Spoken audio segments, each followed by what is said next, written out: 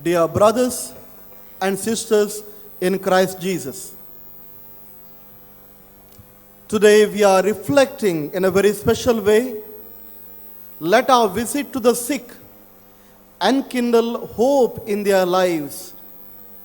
And during this Mass, in a very special way, we pray for the sick. And a call to each and every one of us through this liturgy and the reflections is to visit the sick and to spend some time with them. Saint Therese of Child Jesus, as a young nun, she was given in charge of a very old sister in her convent. Her name was Sister Peter, advanced in age, very sickly, and very irritating sister. And her job was to accompany this senior sister, take her to the chapel, bring her back, help her to eat, fold her clothes. And this was a thing because she was very senior, and Saint Therese was asked and given this charge. And this Sister Peter always had negativity and criticism. If Therese would walk faster, she would complain and say, "You are too young and walk very fast. What about me?" If she walks slow along with her, holding her, this Sister Peter would say, "You are too slow. You're older than me." Whatever she did, she had only criticism. And Therese was fed up, as usual, all of us would be. And one fine day she thinks how to please this Sister Peter, because not possible to please her. One day, one fine day, when she serves her, helps her, she gives a very good smile. And something changes at that moment. Sister Peter begins to smile. And her behavior pattern slowly and day by day changes. One day Sister Peter calls her and asks her, "My daughter, what did you see in me that makes you to give such a beautiful smile?" And Saint Therese of Lisieux in her autobiography writes, "It is not just physically being present to the sick, but sharing the joy with them makes the difference." And this is our call and the liturgy for today, to visit the sick and to enkindle hope in them by sharing the joy and happiness. Let us look into the ministry of Jesus. If we read Gospel of Matthew chapter 4 verses 23, it reads like this: "He went about Galilee teaching in the synagogues and proclaiming the gospel of the kingdom and curing every disease and illness of the people." How did Jesus begin his ministry? He not only preached, he also went with the sick and the needy. He touched them, he healed them, he accompanied them. So the ministry of Jesus, we can see two folds. One side he is preaching, the other side he is healing the sick. He does not abandon any one of them, but rather accompanies them, carries their pains, carries their sorrows, and gives the healing touch. And that is what we are called. If we see the Jesus ministry, especially for healing, there are so many episodes of healing. There are two things, very important things we have to note. There are two important things. The first thing is Jesus forgives the sins of others. And then he says, "I heal you." If we see Gospel of Mark chapter 2 verses 1 and 12, if you see, Jesus is healing a paralytic person in Capernaum. And what does he do? He was surprised by the faith of the people who brought this man. He says, "Your sins are forgiven." With authority he says, "Your sins are forgiven. Now get up, walk." He was healed. He was healed. And when he heals, he restores honor to the people. Whether he is healing the 10 lepers, What does Jesus say? Go and show yourself to the priest and get the certificate that you are healed, so that you may be accepted in the society.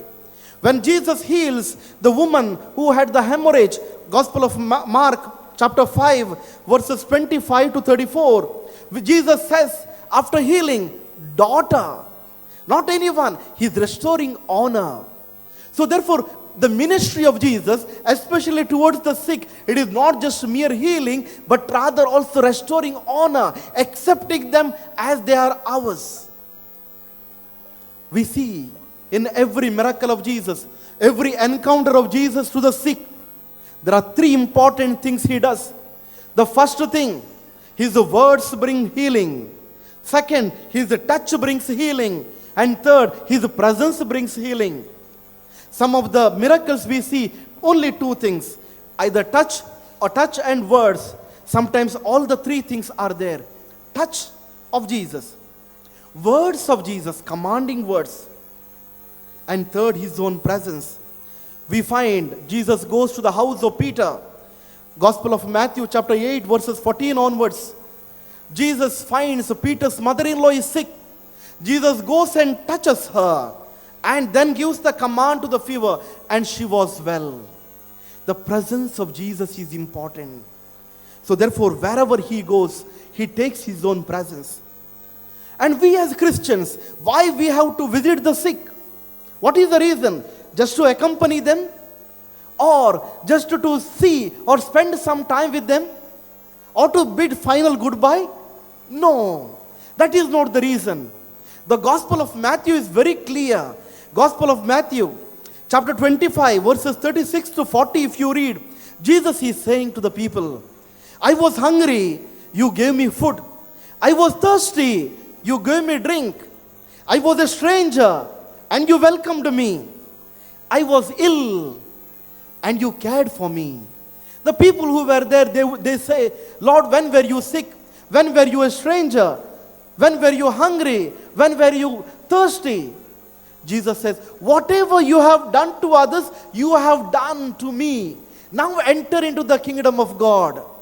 If as a Christian, I visit the sick people, I do it with the thought of eternal reward.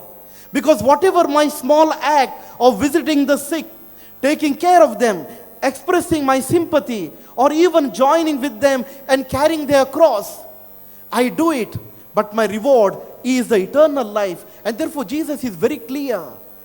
And for that reason, for that eschatological reason, I go and visit the sick. And I spend my time and I give them hope.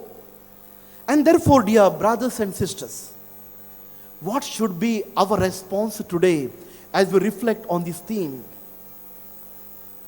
There are a few things very important. First and foremost, overcome your fear and simply go. People are afraid to visit the sick sometimes. Maybe I may be affected. Sometimes I can't see the people who are sick. People have their own thinking patterns. Don't worry. All of us are born in this world. All of us have to say goodbye to this world.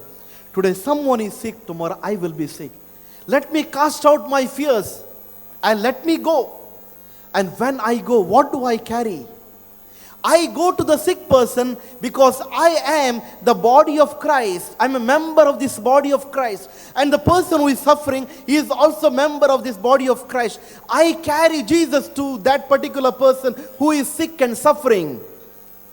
It is not just I'm going along with Jesus. So I take Jesus along with me to the sick, and I give hope and life to that sick person. And I have a few consoling words of Jesus. Maybe a small prayer which makes a huge difference. Secondly, learn the ministry of listening. Learn the ministry of listening.